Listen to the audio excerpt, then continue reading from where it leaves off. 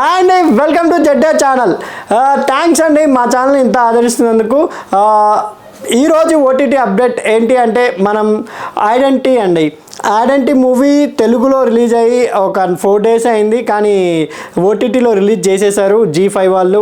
అది తమిళ్, మలయాళం అండ్ తెలుగులో ఒకేసారి రావడం జరిగింది. ఈ సినిమా నిజంగా బజ్ క్రియేట్ చేసిందంటే త్రిష గారు అండ్ టివోనా థామస్ అండ్ వినయ్ రాయ్ తెలుసు అందరికీ. ఆయన విశాల్ డిటెక్టివ్ సినిమా నుండి విలన్గా ఎలా ఒక డిఫరెంట్ విలన్గా వచ్చారు.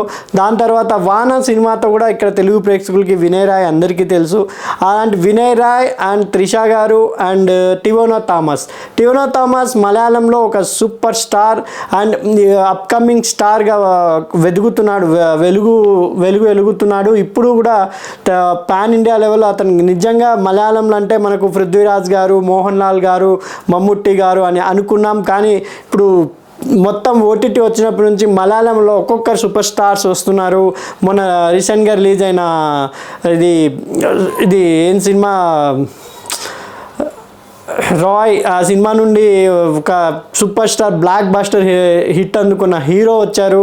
ఇలా టివోనా థామస్ కూడా చాలా సినిమాలు చేసుకుంటూ మొన్న ఏఆర్ఎం అని ఒక సినిమాతో పాన్ ఇండియాలో వచ్చారు, కానీ అది మలయాళం వరకే బాగా ఆడింది. తెలుగులో కూడా కొంతమంది ఆదరించారు. అది టెలికాస్ట్ కూడా అయింది టీవీలో, చాలామంది బాగా చూడడం జరిగింది. కాబట్టి టివోనా థామస్ మెయిన్ హీరోగా, త్రిష గారు అండ్ వినయ్ రాయ్. కాన్సెప్ట్ ఏంటంటే ఈ కాన్సెప్ట్ ఆల్రెడీ మన సుహాస్ గారు ప్రసన్న వదనం అని మూవీలో తీసుకున్నారు, కానీ ఆ మూవీ కూడా సస్పెన్స్ థ్రిల్లర్, కొంచెం ఎక్కడో కామెడీ పెట్టి సస్పెన్స్ థ్రిల్లర్ అంత ఎఫెక్టివ్ లేకుండా కొంచెం ప్రయత్నం అయితే చేశారు. ఈ సినిమా పూర్తిగా సీరియస్గా అండ్ థ్రిల్లింగ్ జోనర్లో ఉంటుంది. త్రిష గారికి దీంట్లో సేమ్ సుహాస్ గారికి వచ్చిన ఒక డిసీజ్ ఉంటుంది. అదేంటంటే ఫేస్ బర్రర్, అంటే ఆమె ఫేస్లో అందరి ఒకే మాదిరి కనపడుతుంది, అంటే బ్లర్ కనపడుతుంది. వేసుకున్న డ్రెస్ని బట్టి ఒక 1-2 నిమిషాల తర్వాత ఆమె మనుషుల్ని గుర్తుపడుతుంది. అలా ఎందుకంటే త్రిష గారికి ఒక చిన్న యాక్సిడెంట్ జరుగుతుంది సినిమాలో, ఆ యాక్సిడెంట్ వల్ల అలా అవుతుంది. అలా ఒక నిజమైన ఒక హంతకుడు విషయంలో ఆమె విట్నెస్గా ఉంటుంది.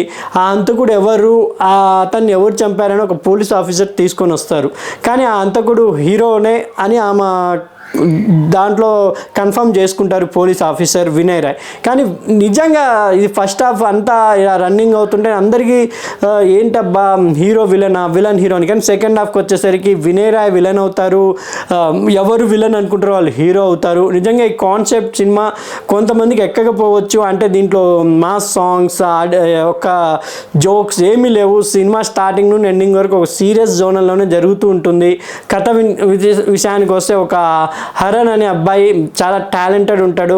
అతను గొప్ప స్కెచ్ ఆర్టిస్ట్ అని అనుకుంటాడు మన పోలీస్ ఆఫీసర్, కానీ అతను ఎవరో అసలు మామూలు స్కెచ్ ఆర్టిస్టా లేకపోతే ఏంటి అని కనుక్కునే చెల్లెల కోసం ప్రయత్నించే ఒకతన్ని చంపడానికి అంత ప్రయత్నం చేశాడా అనుకుంటే పొరపాటు.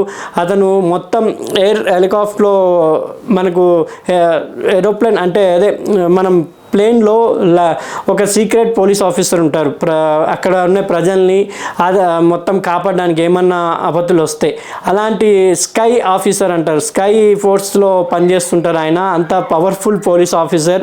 ఒక ఆపరేషన్లో అనుగుణంగా మన వినయ్ రాయ్ని పట్టుకోవడం జరుగుతుంది. ఇది స్టోరీ. చూస్తే ఐడెంటిటీ సినిమా సస్పెన్స్ థ్రిల్లర్ ఇష్టమైన వాళ్ళకి కంపల్సరీ ఈ సినిమా నచ్చుతుందని అనుకుంటూ ఐడెంటిఫై సినిమా కూడా G5 వాళ్ళు తీసుకోవడం జరిగింది. ప్లీజ్ చూడండి, ఈ సినిమా బాగుంది. నెక్స్ట్ ఏ ఓటీటీ మూవీస్తో నేను మీ ముందుకు రాబోతున్నాను. థ్యాంక్ యూ అండి. ప్లీజ్ సబ్స్క్రైబ్ చేయండి, ప్లీజ్ లైక్ చేయండి.